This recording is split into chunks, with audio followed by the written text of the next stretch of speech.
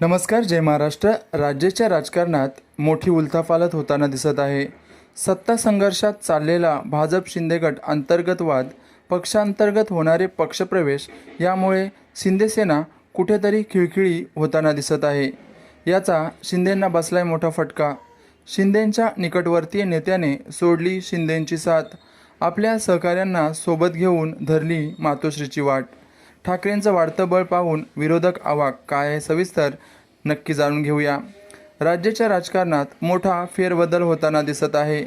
आगामी निवडणुकांची रणधुमाळी पाहता भाजप शिंदे गट पक्षांतर्गत वाद होताना पक्षप्रवेश यामुळे नेत्यांमध्ये स्थानिक पातळीपासून ते मंत्र्यांपर्यंत वाद विकोपाला गेलेले पाहायला मिळत आहेत. मात्र याचा मोठा फायदा ठाकरेंना होताना दिसत आहे. पक्षप्रवेशामुळे शिंदेंचे संघटनात्मक बळ कुठेतरी कमी होत असताना दिसून येत आहेत.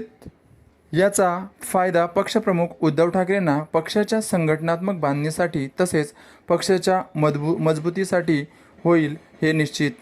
ज्या नेत्याने शिंदेंच्या बरोबर काम करून आपल्या जिल्ह्यात लोकसभा निवडणुकीत खासदार निवडून आणण्यासाठी मोठी मदत केली, अशा नेत्यांची संघटन शक्ती मोठी असून आज पुन्हा मूळच्या शिवसेनेत येण्याचे धाडस त्यांनी केले.